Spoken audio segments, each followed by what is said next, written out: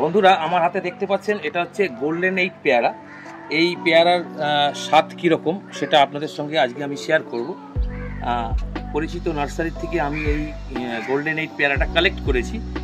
আমাদের আবহাওয়াতে এই ধরনের ভ্যারাইটি ছাদ বাগানে কতটা উপযোগী এবং তার ফলনের টেস্ট কীরকম সেটা আপনাদের সঙ্গে একটু শেয়ার করব। তো আমি একটু কাটবো।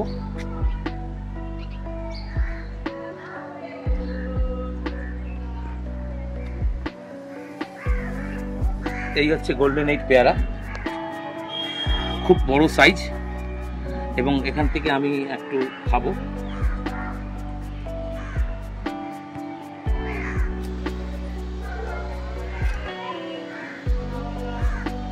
খুব সুন্দর টেস্ট এবং দারুণ মিষ্টি।